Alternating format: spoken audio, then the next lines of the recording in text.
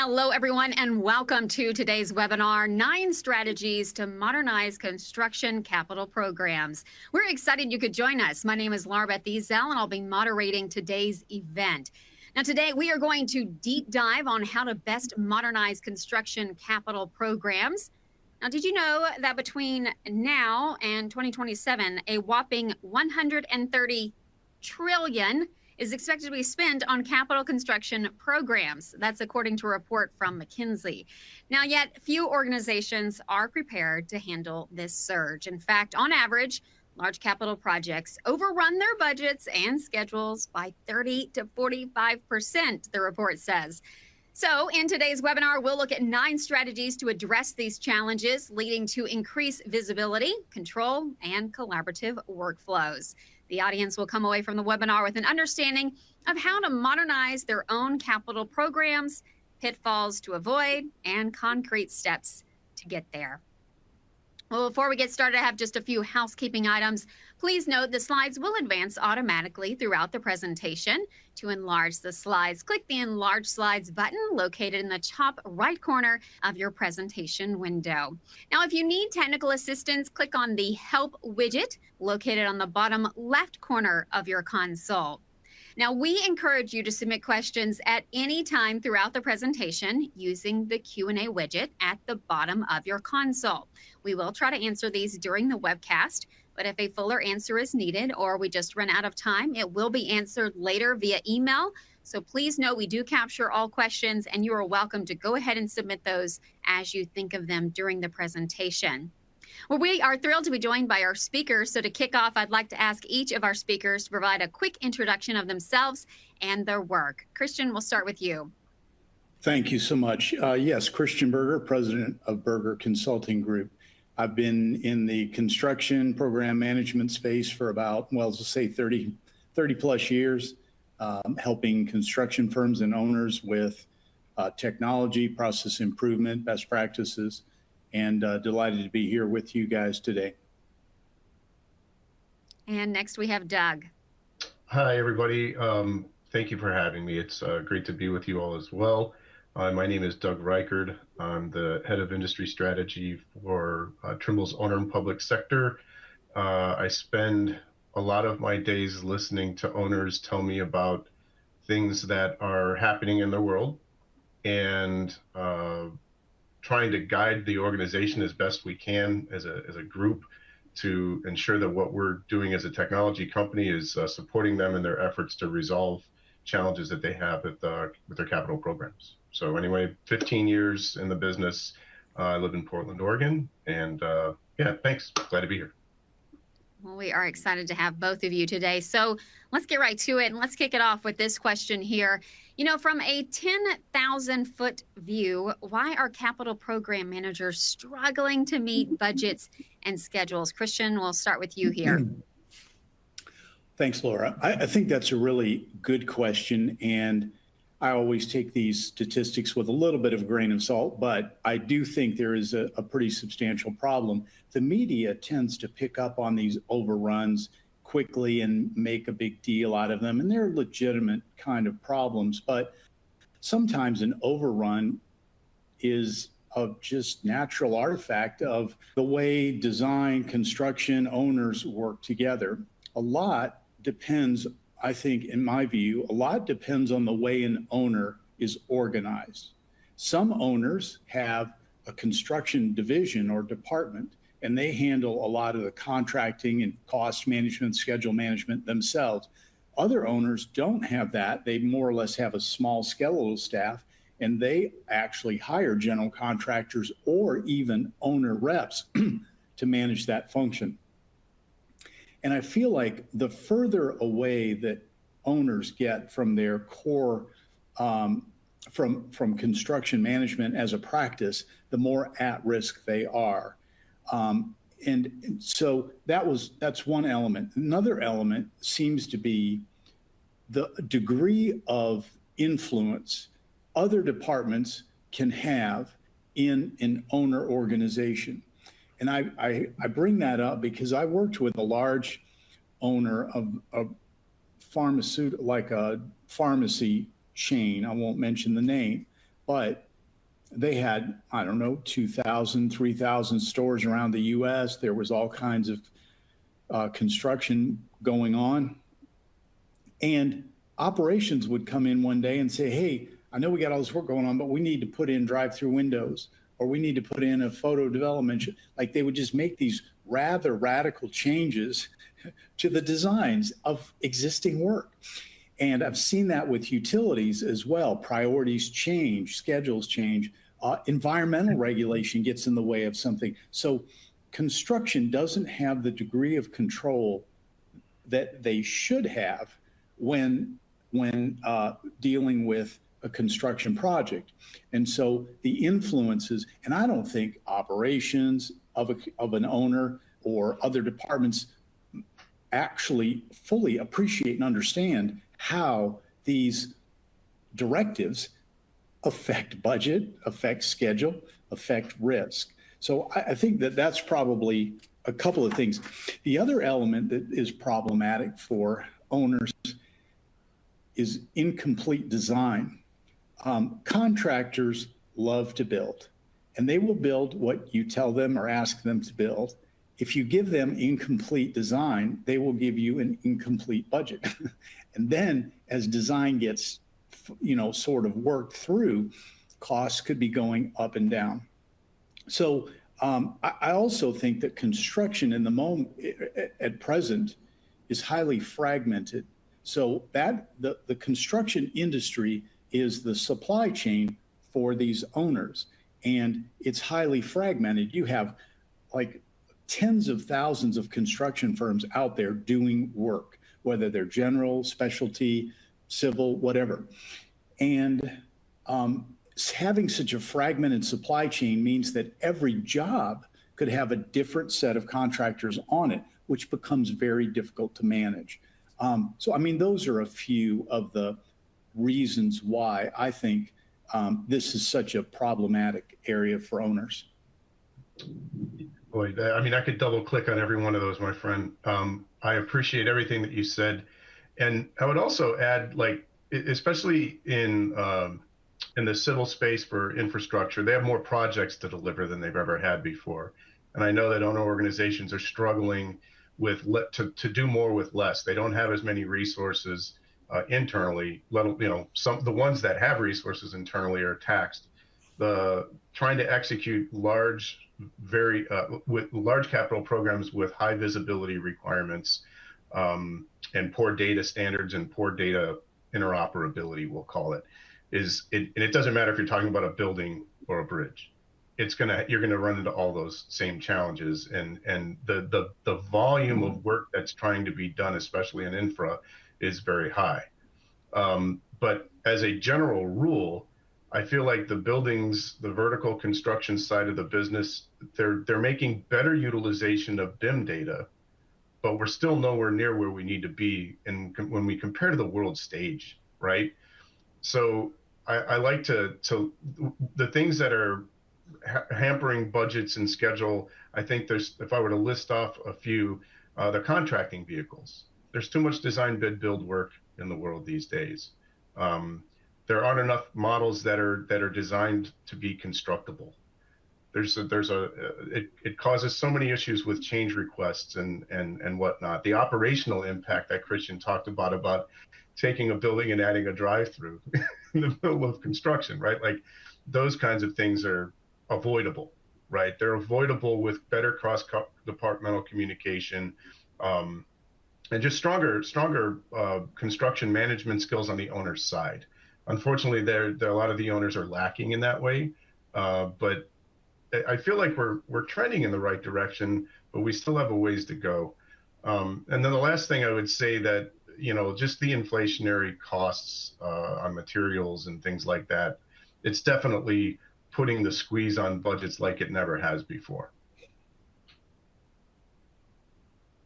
Absolutely. Great points from both of you and a setup for us. So looking ahead, a year ahead, a report from Gartner signals that capital programs will pick up steam for entities such as schools, we've got universities and hospitals. So tell us more about this report and what it means for capital program managers. Christian?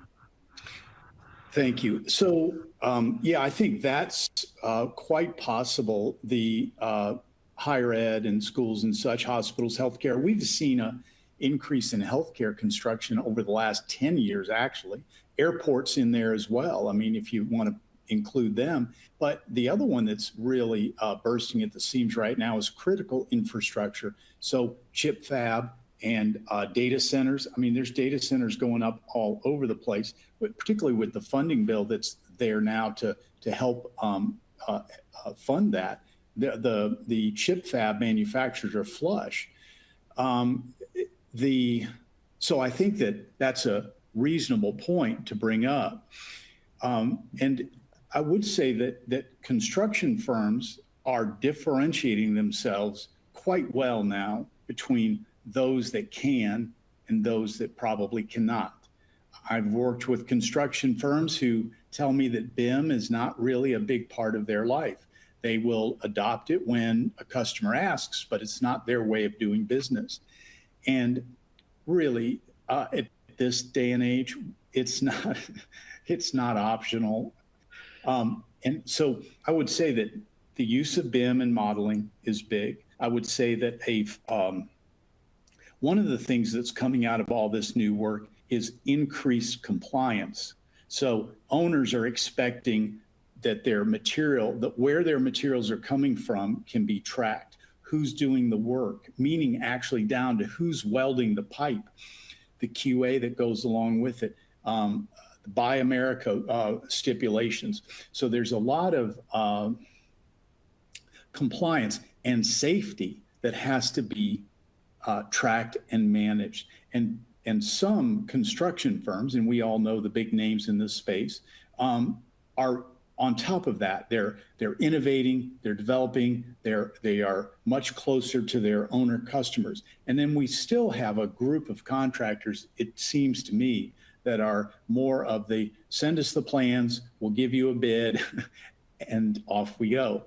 And I think that's a problematic, that will work if you're a church board and you're building a new church for the next 10 years or something, like that works okay for that. But when you have large scale projects, 100 million and over, $1 billion and over, you really have to get the contractor and designer involved sooner so that some controls can be put in place, designs can be worked on collaboratively.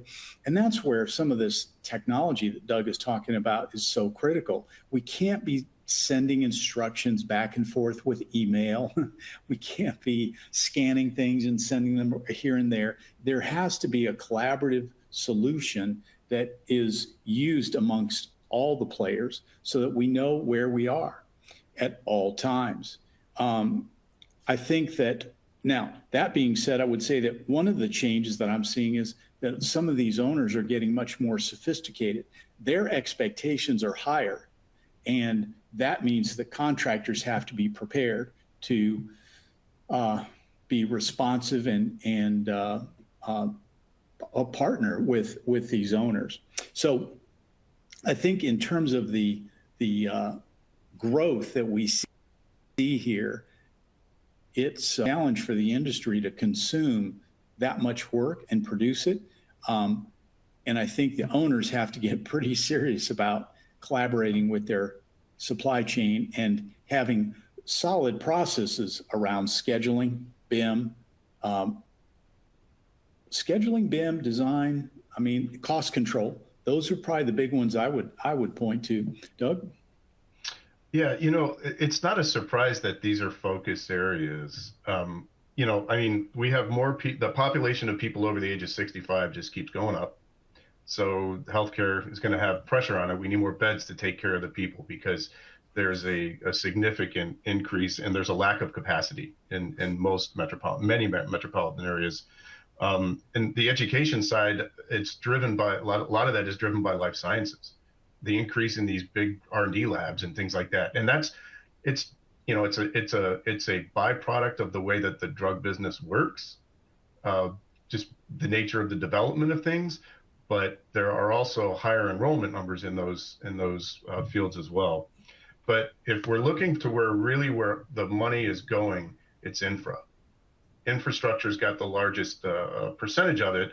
And whether you have like federal dollars tied to this, or you have state dollars, or whatever, if there's federal money tied to anything, the amount of visibility that is going to be required into that job and the level of scrutiny is going to be higher.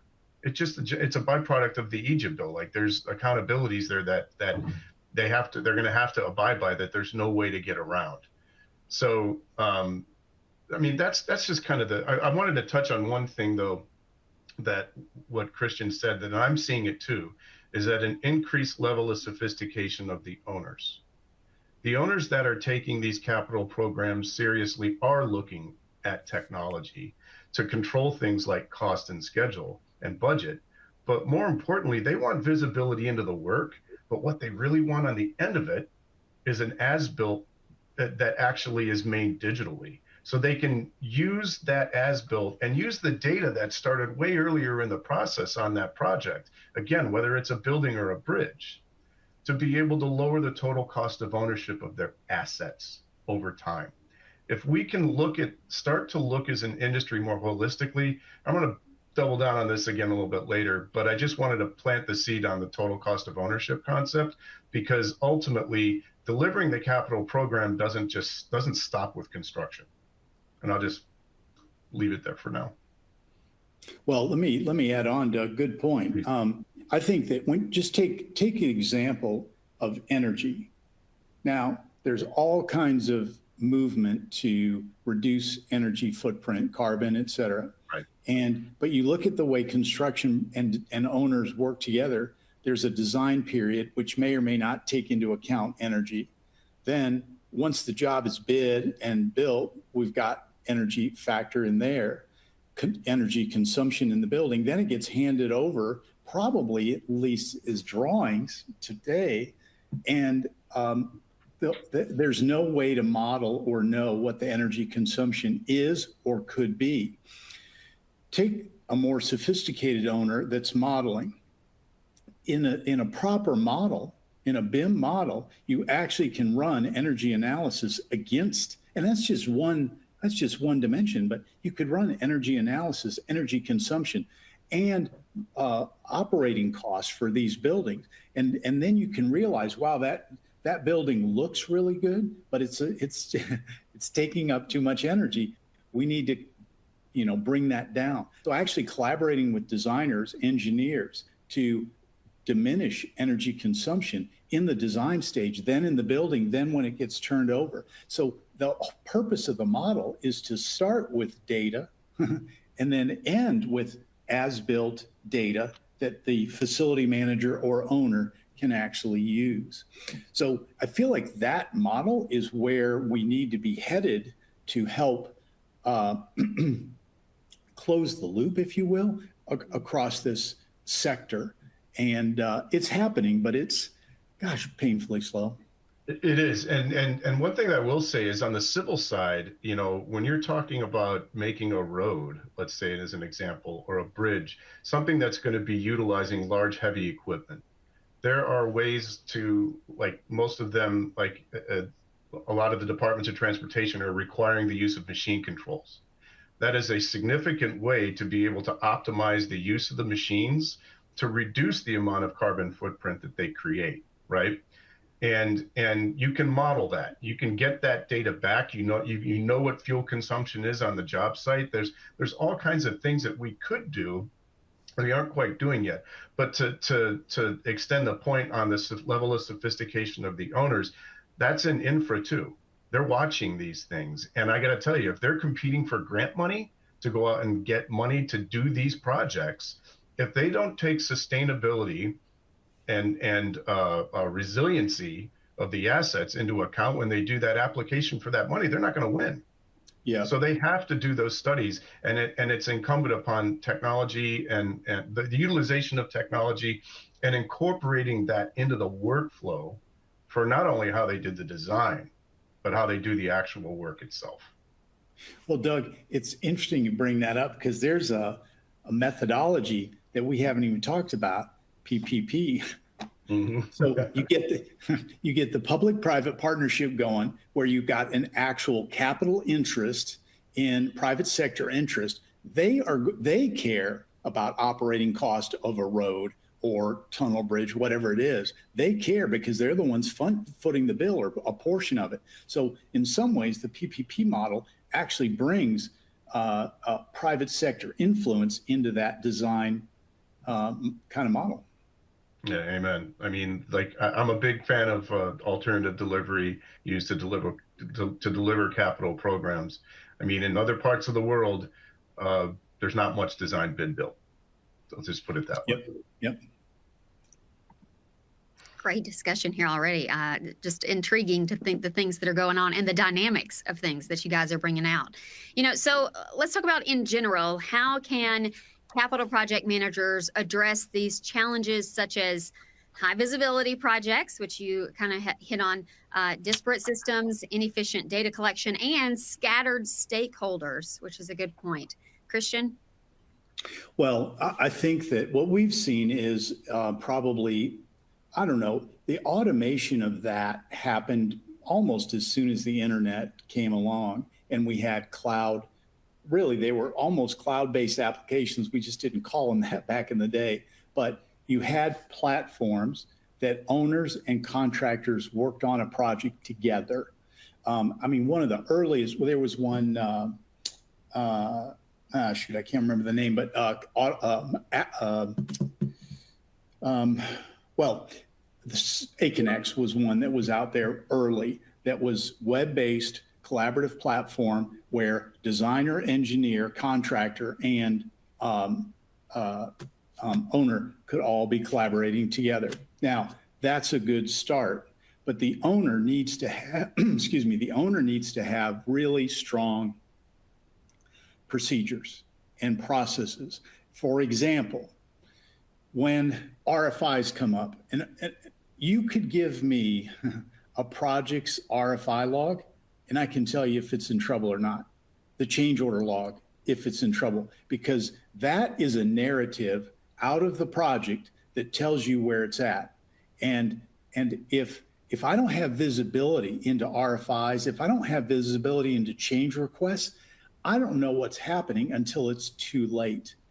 And in some ways, when you think about large capital projects, these changes that I described can be monumental in their impact.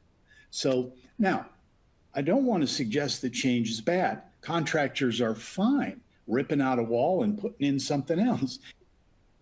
But we don't, as an industry, want to get tarred with a brush that says we are inefficient, we are incapable. If the owner asks for something else in place of that wall and we are responsive as an industry, then good, right? But then if the project goes over budget, the original budget, we don't want to be blamed for being inefficient. So the visibility into change order data, RFI, less so submittal data, the schedule data, knowing, and this is a point I'll bring up later on, but I think that we hear this all the time from contractors, and they would say that owners don't understand schedules.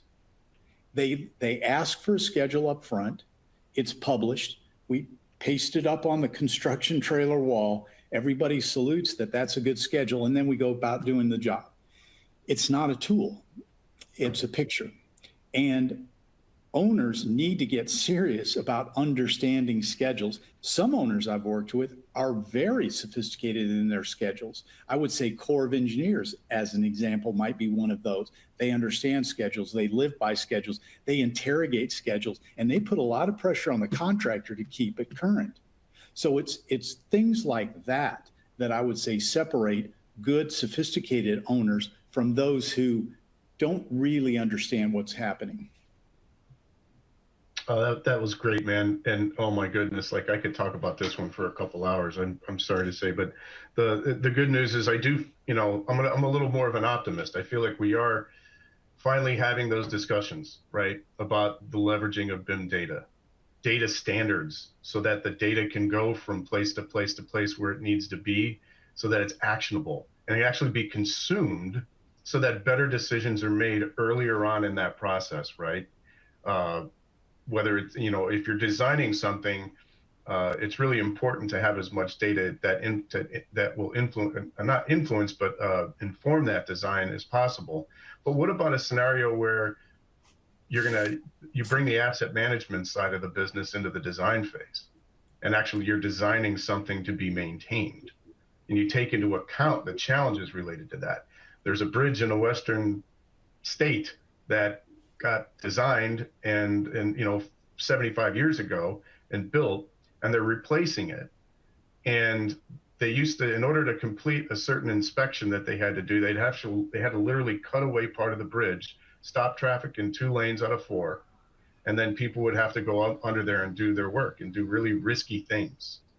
And if we're able to switch that narrative and actually bring more people into that process, like I like what Christian said about bringing the contractors, designers, and owners to the table closer, more closely together, so that they actually inform new designs and they can make improvements to make them easier to maintain, safer to maintain, reduce risk across the project portfolio. The other thing that this really touches a nerve for me on is the importance of having a connected data environment that's tied to a 3D model. I mean, if we have that environment, there's no reason that things like cost data and everything from machine control data, inspection data, survey data can't become part of an object in a model. And if you have that really, large complete data set at the end of the model, you have more data than ever before, potentially, to make decisions around asset prioritization and maintenance. That data making that trip is what enables an owner to reduce the total cost of ownership of that asset over time, is in some cases as much as like 40%. That should mean something. And we're finding that it really does mean something. So, how can owners take the long view on what it's going to mean to own that asset or set of assets or portfolio of assets to better maintain it? Having a system that tracks and manages all these processes, you're going to have RFIs, you're going to have issue management, you're going to have everything that comes with a typical job. But do we have something that's able to tie cost data to it to really understand where it hurts and the sources of change, so that when we do the next one, maybe we can get out in front of these things and do things a little differently. My goodness, I could riff on this for a long time, but I know in the next question, I'm going to talk about some positive outcomes that will maybe be a little more, let's call it, maybe not optimistic, but there is a reality in the world today where this stuff is actually being done. And I'm excited to share that with you. Doug, I'm glad you brought up the model aspect again, because a contractor that isn't modeling and doesn't have a sophisticated estimating solution is going to be a problem for an owner. Right. And here's why I say that, because let's assume we've got a large capital project, a factory, a plant, a bridge, and maybe not a bridge, but if it's modeled and there's a sophisticated estimating solution behind it, the owner can come to you and say, hey, we're thinking about putting in a green roof, or we're thinking about adding another floor. What's the cost to do that? Well, we shouldn't have to go back to take off and draw it up and all that. I mean, we should be able to model and budget that pretty quickly as an alternate, give that pricing to the owner so they can then see what that might look like and what the impact would be and make a good decision. So that real-time sort of dialogue between the people that are thinking up all these great changes and what the real cost impact is going to be is pretty critical. And so my feeling is that if I'm an owner, large-scale capital owner, then my contractors have to be there with the best tools and capability and plenty of experience. It's not modeling by itself without 20 years of experience, just knowing things isn't enough. You have to have the experience in there as well. So your selection of your construction partners with scheduling, modeling, estimating and budget, cost control, those are the factors. And yes, safety is key, But a lot of, and I want to be careful. I wouldn't say that all contractors are the same as it relates to safety. I know there are plenty that aren't good in that area, but that's an easier one to vet. I think that the cost control, the scheduling, like understanding where your contractors are at with those things and what platforms they use is critical. And let me say one last thing on that, because I don't know that this is fully understood. In terms of technology platforms for owners or owners that would look at platforms, there's actually two types. One is a construction collaborative platform that works for the contractor. It's brilliant. It works easy. All the subs are on it. Occasionally the architect is in there doing some RFI answers. That's one type of platform. I would argue, and I'd get shouted down maybe, that is not the same as an owner platform. An Agreed. owner platform is bigger. An owner platform takes into account cost management, design review, workflow, dashboard, risk mitigation, compliance. I mean, it's got a lot more that the owner is concerned with. Now, let's imagine that you're a construction division inside of Marriott, just to pick something, right? You should have dashboard visibility into all the construction work that's going on across the United States, across the globe, and which projects are at risk, which ones are going to be late, which ones are running over budget. You should have that visibility. You shouldn't have to wait for a monthly status report with your contractor to understand where you're at. So just keep in mind that some general contractors use platforms that are good for them, and they invite you in, but they may not be sufficient for your scale of what would be called portfolio management. Well, that's great, man. Like, at the end of the day, inherent in BIM processes that are following data standards, build smart and standards and ISO standards, there's inherent flexibility built into that you can't have any other way. If you want to change the composition of a roof on a building, that's a big change, but it happens. You have to be prepared to be able to do that. And if you had to go back and change and do structural drawings and all, I mean, you could be talking months of delays under ordinary circumstances. If you have an owner that has a level of sophistication, you've got a contractor that has a great VDC team, and you have designers that have strong engineering capabilities, and you have a common model, it won't take quite as much. It's still going to take work, don't get me wrong, but to come up with that answer is infinitely less time than if you were working off of plan sets, right? Yeah. I mean, and unfortunately, especially in the civil space, that's the standard letting mechanism for most projects, and it's a problem. So these are all really, really powerful things that we want owners to begin to think about if they're not thinking about them yet. And what small steps can they take to actually start to make some of these things a reality? I mean, there's certainly a lot to be addressed, and coming up with a plan for those types of changes in an organization are not easy, but and remember, like, most owner organizations aren't going to be successful doing that on their own. They need the help of technology. They need the help of consultants. They need Christian. I mean, they need people with 30 years of experience that have watched this. They understand the platitudes of what happens when something goes wrong, but they also understand what happens when it's done right and what's possible just by leveraging the technology that's out there right now. Yep. Well said. Well, I want to get to this next question after Doug kind of teased what he might respond in it. And so the question here is, what does it mean to modernize capital programs, and what are the typical outcomes? Christian, we'll start with you again here. So to modernize, I would say it's definitely partly automation. So having the proper tools in place for tracking and monitoring, construction projects, portfolio management. I mean, if the folks on this webinar are like taking notes, I would say portfolio management platform is huge. And that that helps quite a lot in terms of getting a structured system in place to track the data. Now, I also think that, and I've seen this in a number of owner organizations, they have tremendous protocols. Like, think of a healthcare system. They have all kinds of protocols around doctors, nurses, medicine, pharmacy, patients, et cetera, right? Tons of protocols.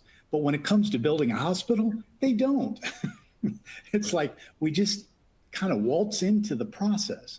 So having construction protocols around design, who's designing, how is it designed, what are the parameters, who's approving, how do we get funding, then how do we hire the contractor to build it, what kind of contract agreement is it going to be, IPD, is it going to be bid build, what CM at risk, what's the exact construction contract mechanism, and then in addition to that, what are the protocols for managing and monitoring the project through its life cycle? And what are the expectations when it's done? So really, even though we're having a tech talk here, it's really important not to assume that the tech by itself is going to solve these problems. In fact, I would say it's almost more important to get the protocols and processes right, and then find your technology to support that, rather than bringing in some large program and stumbling around trying to implement it, because I don't think that generally goes well. And last point I would bring up is that you've really, for large scale owners that have either dozens of projects or hundreds of projects or maybe even thousands of projects going on, centralizing and standardizing. There's no way that a firm with a large scale firm with hundreds of projects or billions of dollars of capital spend should be susceptible to a very diverse marketplace, meaning supply chain, the contractors. I shouldn't have to reach out to 20 different general contractors to find out how my projects are doing. I should be able to go to one source and know exactly how my projects are doing and where my risks are, because a owner's construction management team is about risk management. It's not about constructability, it's about risk management. And they've got to have visibility into that data all the time so they can know where to apply their team and their talent. That would be my opinion. No, that's really good, man. And yeah, constructability is important, and it has different meanings too, right? Designing a functional room is one thing, but designing, like doing a design for a roadway that the design is not optimized for machine controls causes delays, and it makes the contractors bid against plan sets that they're really guessing. So they have to build in margins, and if it's a design bid build project, they got to be the low bidder too. So they often end up bidding below their margins, and the only way that they're going to get any profitability on that job is to change order their way to it. And I hope to see, and before I am underground, I hope to see that shift so that contractors aren't ever doing that anymore. So I'm going to use a civil example first on some factoids.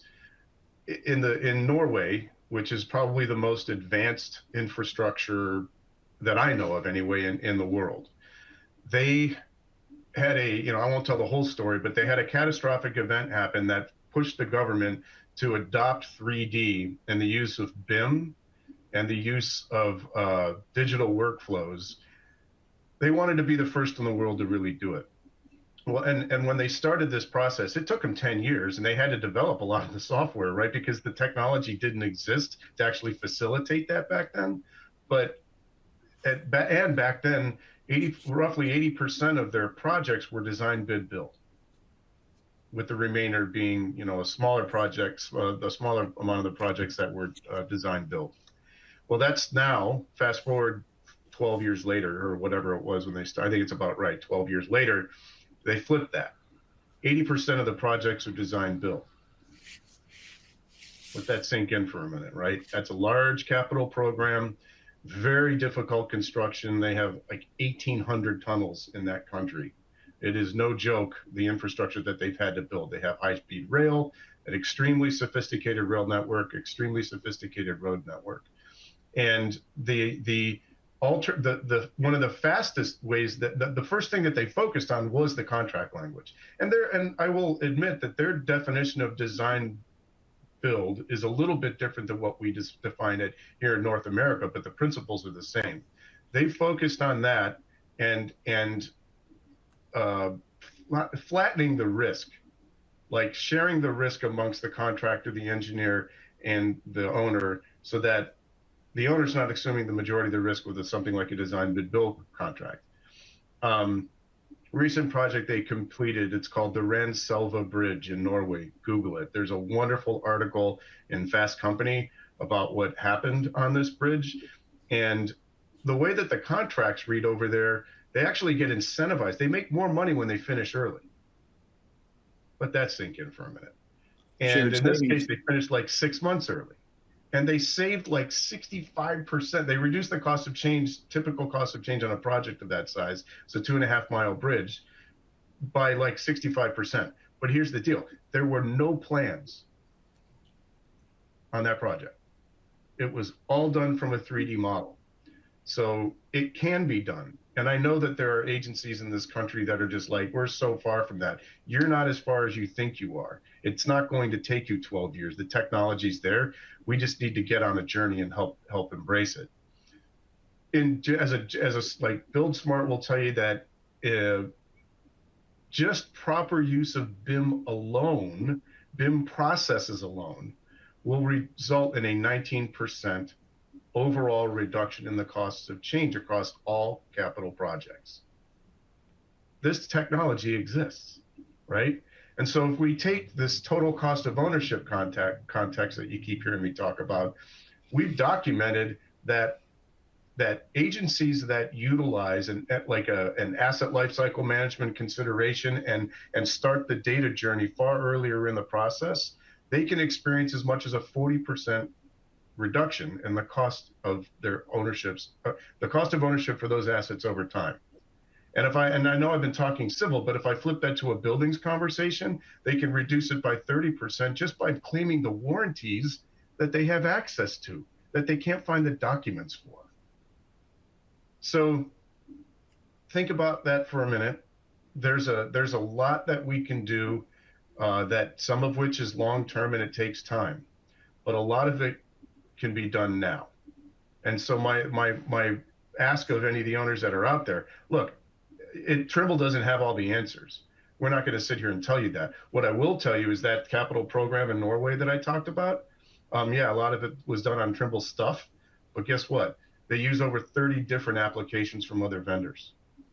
So the importance of that, one, you have to have data standards so the data can move. Two, you have to have interoperability between solutions across that continuum with the assets lifecycle, or this doesn't work. So this is a shift in the way that we think. The Federal Highways Administration, many other agencies at the federal level, and this is just as true with buildings, like, we need to start looking for things like digital as-built. We need to strive to use less paper, less plan sets, and we need to strive to use data standards across this industry. The minute we start doing that is the minute that some of these things that I just discussed become a reality. They become attainable, and we're not as far as you think that we are from it. Doug, I want to get you teed up a couple of kind of good thoughts in that mix there. And it really had a lot to do with this whole notion of the design. And you may not remember this, but there was a time when owners would chintz out on the architects. They would be like, oh, we'll spend $5,000 or $10,000 or whatever it was to get the owner to the architect to do some design. Well, it was barely enough to bid from, let alone build from. And I would say, if I were talking to owners, I would say double your design budget and you will still save a ton of money. It's when you cheapen out on the design budget, when contractors get insufficient drawings to bid from and then build from, it's a huge difference. So I would say double down on the design. And if I were, I know, Laura, you're looking for some immediate like takeaways. If I was a large scale program owner, I would grab 3 of my best general contractors and put them in a room with 3 of my best design guys, design firms. And I would say, all right, we're going to have a day-long workshop and we're going to define what is needed from design so that construction can do their work and lower the risk. And they should collaborate in such a way that we come out of it with BIM protocol, design protocol, whatever level of detail is needed, and who's going to have responsibility. And what does that end product look like? And that protocol should be what the owner uses then and demands from the designer and expects from the contractor. I think that's a strong first step to closing the gap. Right now, way too much of the money that seeps out is in this gap between design and construction, my opinion. Well, it's 100% true. And whether it's civil or building, like having higher standards for the designs and more better specifications that are required as deliverables from the designers is one way to hold not just the designer accountable, but hold your entire reduce the risk of your capital program, thus holding the program accountable, right? So many times contractors get on things that they're not able to be constructed. Look good on I met the design standard. It looked good on the paper. I love it, man. That looks like a great bridge. But then when you actually look at how you can build it, it's not actually able to be built. So anything we can do to reduce that is pretty significant. So I know we've still got other questions to get to. I don't want to hold this up. We could riff on this one for a long time. No, great points here. And then I want to tell our audience, what are the strategies capital program managers can use to modernize capital programs? We talked a lot about the automation. I think that one of the things that I would advise owners on is looking at your overall construction program, whether that includes design or doesn't include design, but who are the other stakeholders in the room? Legal, risk, operations, whatever departments, bring them in and walk them through maybe a little bit of a historical narrative of here's the last 200 capital projects we've done. Here's the cost impacts we've had. Here's the schedule impacts we've had. Here's the risks we've overcome. And then focus in on what are the key problems that we've identified that consistently cause us to be over. And then start working toward that set of protocols that the other stakeholders need to be aware of. So they aren't making, because look, if you're in operations and you want that drive-through in, well, if the idea is that that's easy and trivial, I'll make that decision all day, every day. But if I actually understand the impact that it causes from a cost and a schedule standpoint, I might go in tread a little more lightly. So collaborating within the owner is within the owner organization and developing that set of protocols is a huge function. Yeah, and honestly, the sooner you've been on a collaborative platform where the data is collected, the more meaningful that meeting is. If I'm getting design changes at 80% complete, well, that's telling. So having a platform and data gives you the armament you need to have a more meaningful conversation. Yeah. Oh, yes. Double click, triple click on that. Data's everything. Interoperable data's everything. I believe alternative delivery methodologies have to become more the norm, just as a strategy in general.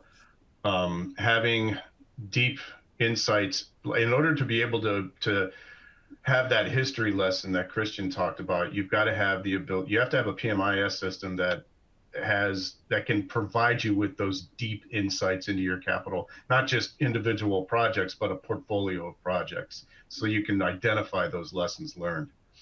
You got to work from a model, you got to use BIM, and you got to have a connected data environment that brings it all together in a single platform, neutralizing the CAD environment so that you have less issues on data flow because of proprietary applications that of which most design applications are today.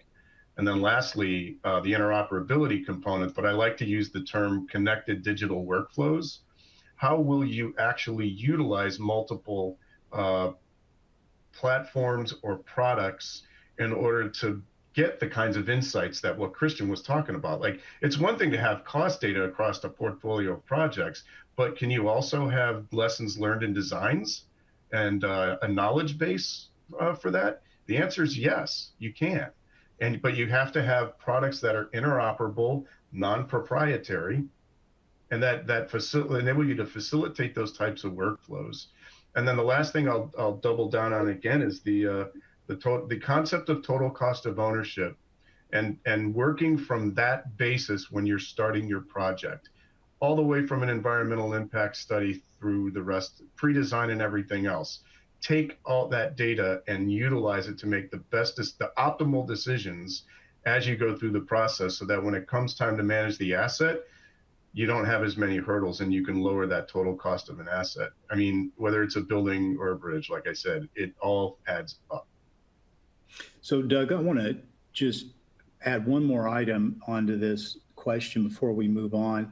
The other thing I would seriously do is I would develop a checklist of 10 or 20 things that my construction supply chain needs to do and have. And then I would start going through my existing supply chain of contractors and measuring their capability, their performance.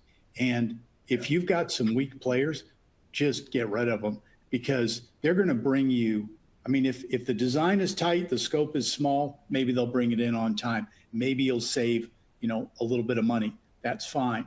But if you've got large scale projects that you need to be managed correctly, the BIM capability in-house, not contracted, scheduling knowledge in-house. There are contractors, and maybe I'm letting you in on a little secret behind the curtain, but there are contractors who will outsource scheduling to a scheduling firm. Well, then that means to me that they're just a firm out there making a picture rather than actually having scheduling being part of the DNA of the construction firm. So that should be in-house.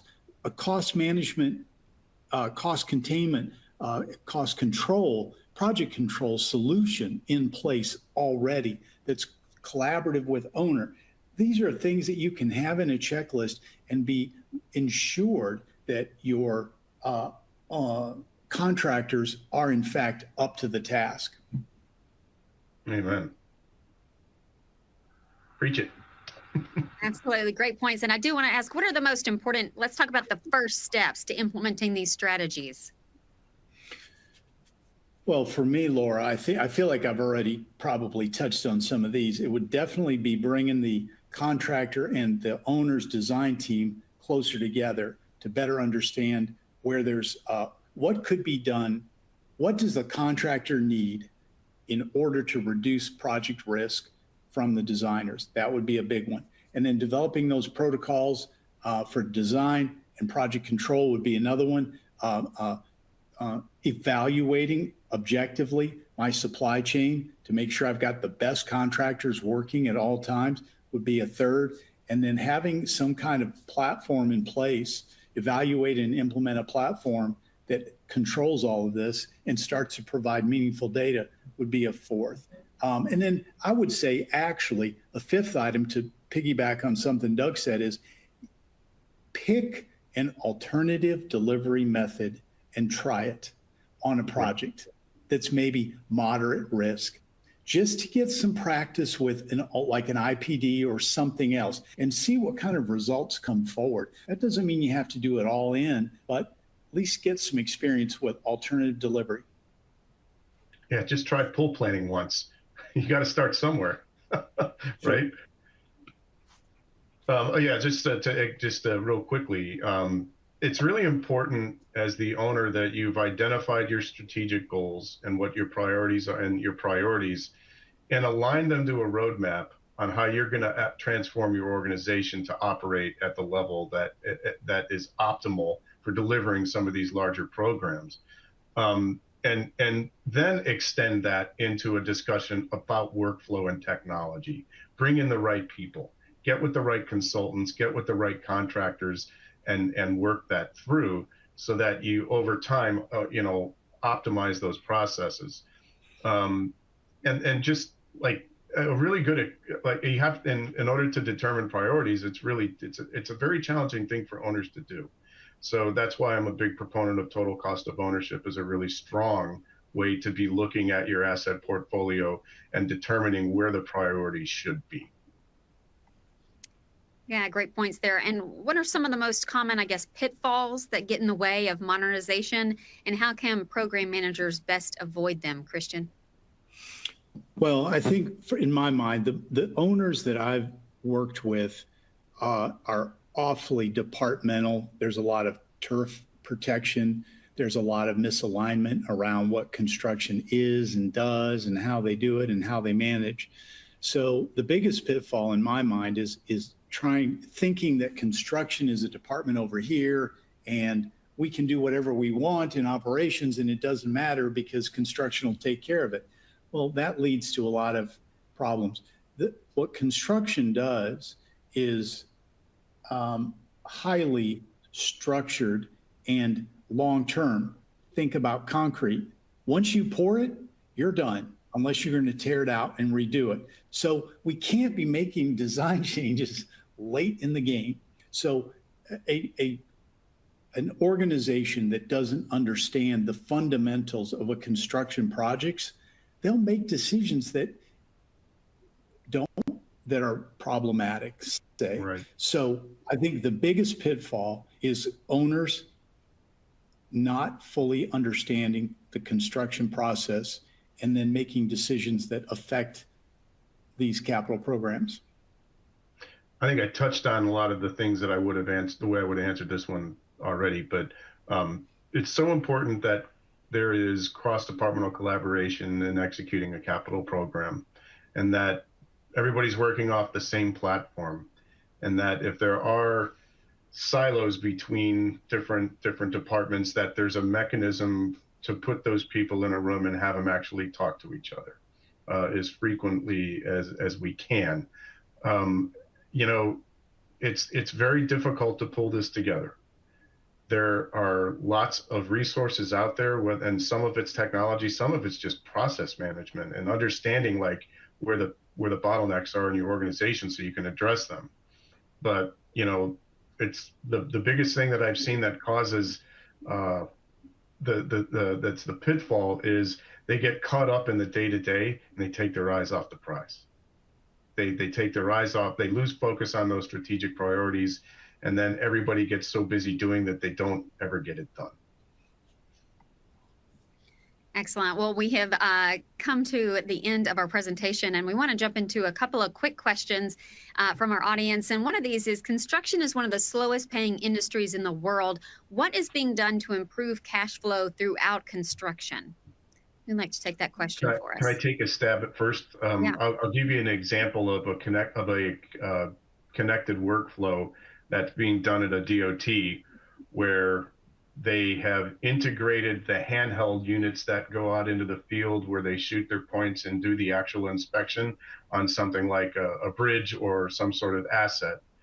And one of the challenges has been that they would go out there, use their own handheld, do the inspection, and then create a report in paper and then send it to the DOT. And by the time they process it through the system that they need to process it through, they were lucky if they got paid in 40 days. So they automated that workflow to where they go out there and they shoot their points, they gather the data, and they send that data electronically once they're either, it could work offline or online, and be able to, it goes straight into the system and they're paid that day. That's the kind of things that connected workflows, where it can have a massive impact for contractors. And there are many more examples than that. Excellent. Well, that is all the time we have today. You guys have done an excellent job. Thank you, Christian Berger and Doug Reichert, for a great discussion today. And we appreciate you sharing your insights and expertise with us. Great participation from our audience today. A reminder, if we didn't get to your question, it will be responded to later via email. So thank you for joining us. We hope to see you again soon. Have a great day. Thank you, Laura. Thank you.